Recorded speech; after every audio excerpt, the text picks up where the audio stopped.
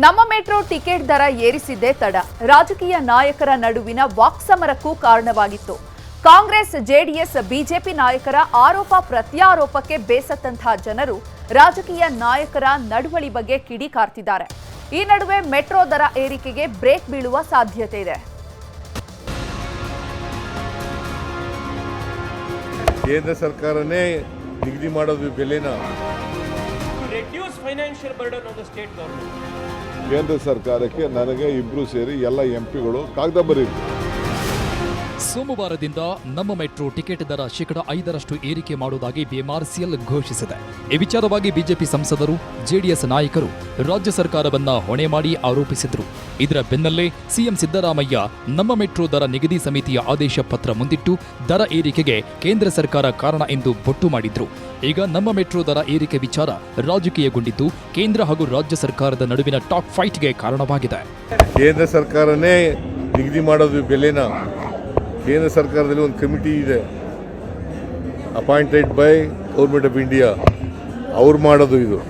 ಈಗ ಅವ್ರ ಮೇಲೆ ದೋಷ ಏನು ಹೊರಡಿಸ್ತಾ ಇದ್ದಾರೆ? ಕೇಂದ್ರ ಸರ್ಕಾರ ಹೇಳಿದ್ದಾರೆ ಅದು ಅರ್ಬನ್ ಡೆವಲಪ್ಮೆಂಟ್ ಡಿಪಾರ್ಟ್ಮೆಂಟಿಗೆ ಬರುತ್ತೆ ಅಂತಕ್ಕಂಥದ್ದು ಏನು ಹೇಳ್ತಾ ಇದ್ದಾರೆ ಈಗ ರಾಜ್ಯ ಸರ್ಕಾರದಲ್ಲಿ. ಈಗ ಆಗಿದ್ರೆ ಬೇರೆ ರಾಜ್ಯಗಳಲ್ಲಿ ಯಾತಕ್ಕೆ ಮೆಟ್ರೋ ಪ್ರಾಜೆಕ್ಟ್ನ ಯೋಜನೆಗಳಾಗಿರ್ತಕ್ಕಂಥದ್ದಕ್ಕೆ ಪದೇ ಪದೇ ದರ ಏರಿಕೆ ಮಾಡ್ತಾ ಇಲ್ಲ? ಕರ್ನಾಟಕದಲ್ಲಿ ಮಾತ್ರ ಯಾಕೆ ಮಾಡ್ತಾ ಇದ್ದಾರೆ? ನೋಡಿ, ಅವರು ನಮ್ಮ ಹತ್ರ ಕನ್ಸಲ್ಟ್ ಮಾಡಿಲ್ಲ. ಅವರಿಗೆ ಅಥಾರಿಟಿ ಇದೆ. Central government secretary is the chairman. ಈ ಹ್ಯಾಸ್ ಟೇಕನ್ ಎ ಡಿಸಿಷನ್. ಅರ್ಥ ಆಯ್ತಾ? ನಾನು ಹೋಗಿ ಬೆಂಗಳೂರಲ್ಲಿ ಹೋಗಿ ನಾನು ಇವತ್ತೋ ಇಲ್ಲ ಅಂದ್ರೆ ನಾಡಿದ್ದು ನಾನು ಮಾತಾಡ್ತೀನಿ. ಅರ್ಥ ಆಯ್ತಾ? ನಮಗೂ ಯಾರಿಗೂ ಜನರಿಗೆ ತೊಂದರೆ ಕೊಡೋಕೆ ಇಷ್ಟ ಇಲ್ಲ. But what is the financial structure, what has happen, ಅದನ್ನ ನಾನು ನೋಡ್ತೀನಿ. ಫೈನಾನ್ಸ್ ಡಿಪಾರ್ಟ್ಮೆಂಟ್, ಅರ್ಬನ್ ಡೆವಲಪ್ಮೆಂಟ್ ಡಿಪಾರ್ಟ್ಮೆಂಟ್ನ ರಾಜ್ಯ ಸರ್ಕಾರದ ಅಧಿಕಾರಿಗಳು they brought to the attention of the fare committee immediate need for fare upgradation, upward revision of fares. ಯಾಕೆ? to reduce financial burden on the state government. ರಾಜಕೀಯ ನಾಯಕರ ವಾಕ್ಸಮರ ನಾವಲ್ಲ, ಅವರು ಕಾರಣ ಅನ್ನೋದನ್ನ ನೋಡಿದ ಜನ ಕಿಡಿಕಾರಿದ್ದಾರೆ. ದೇಶದ ಯಾವ ರಾಜ್ಯದಲ್ಲೂ ಇಲ್ಲದ ದರ ನಮ್ಮ ಮೆಟ್ರೋದಲ್ಲಿದೆ. ಕೆಸರೆರೆ ಚಾಟ ಬಿಟ್ಟು ದರ ಇಳಿಸಿ ಅಂತಿದ್ದಾರೆ. ಪ್ರತಿ ದಿವಸ ಇಷ್ಟು ಕೊಟ್ಟು ಓಡಾಡೋದು ತುಂಬಾ ಪ್ರಾಬ್ಲಮ್ ಆಗುತ್ತೆ.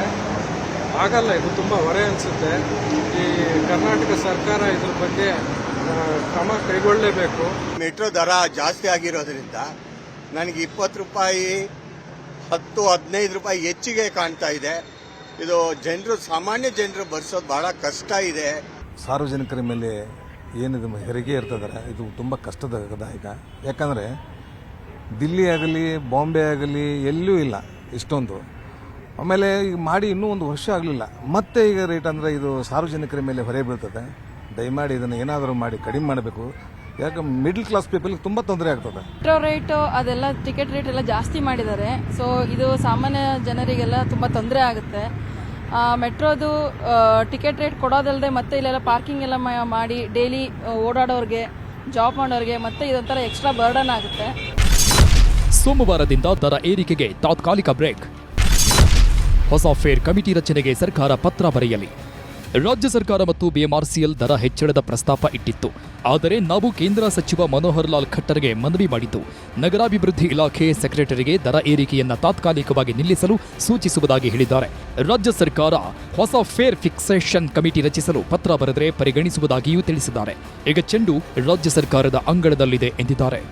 ಮನೋಹರ್ ಖಟ್ಟರ್ ಅವರು ರಾಜ್ಯ ಸರ್ಕಾರದ ಈ ಪ್ರಸ್ತಾಪವನ್ನ ತಾತ್ಕಾಲಿಕವಾಗಿ ತಡೆ ಹಿಡಿಯೋದಕ್ಕೆ ನಾನು ಕೇಂದ್ರದ ನಗರಾಭಿವೃದ್ಧಿ ಸಚಿವರಿಗೆ ನಾನು ಸೆಕ್ರೆಟರಿಗೆ ನಾನು ತಿಳಿಸಿದ್ದೀನಿ ಅನ್ನುವಂಥ ಸೆಕ್ರೆಟರಿಗೆ ತಿಳಿಸಿರುವಂಥ ಮಾತನ್ನು ಹೇಳಿದ. ಈಗ 2024ರಲ್ಲಿ ಏನು ಫೇರ್ ಫಿಕ್ಸೇಷನ್ ಕಮಿಟಿ ಮಾಡಿದ್ರು, ಅದಕ್ಕಿಂತ ಮುಂಚೆ ಈ ಫೇರ್ ಫಿಕ್ಸೇಷನ್ ಕಮಿಟಿ ಮಾಡಿ ಅಂತ ಹೇಳಿ 4 ಬಾರಿ ಪತ್ರವನ್ನು ರಾಜ್ಯದ ಸರ್ಕಾರ ಕೇಂದ್ರಕ್ಕೆ ಕಳಿಸ್ತು. ಅದರ ಆಧಾರದ ಮೇಲೆ ಫೇರ್ ಫಿಕ್ಸೇಷನ್ ಕಮಿಟಿ ರಚನೆ ಆಯಿತು. ಅವರು ಫಸ್ಟು ಸರ್ಕಾರಕ್ಕೆ, ನನಗೆ ಕೇಂದ್ರ ಸರ್ಕಾರಕ್ಕೆ ನನಗೆ ಇಬ್ರು ಸೇರಿ ಎಲ್ಲ ಎಂಪಿಗಳು ಕಾಗದ ಬರೀಲಿ. ನಿಮ್ಮದು ಪ್ರತಿಭಟನೆ ಇದೆ, ವಿರೋಧ ಮಾಡಬಾರ್ದು ಅನ್ನೋ ದೃಷ್ಟಿಯಿಂದ ಅವರು ಪ್ರೈಮ್ ಮಿನಿಸ್ಟರ್ಗೂ ಬರೀಲಿ, ಸೆಂಟ್ರಲ್ ಮಿನಿಸ್ಟರ್ಗೂ ಬರೀಲಿ, ಆಮೇಲೆ ಮಾತಾಡೋಣ. ದರ ಏರಿಕೆ ತಡೆ ಬಗ್ಗೆ ಮಾಹಿತಿ ಮಾಧ್ಯಮಗಳ ಮೂಲಕ ಬಿಎಂಆರ್ಸಿಎಲ್ಗೂ ಮುಟ್ಟಿದೆ. ಆದರೆ ಅಧಿಕೃತ ಆದೇಶ ಇನ್ನೂ ಬಂದಿಲ್ಲ.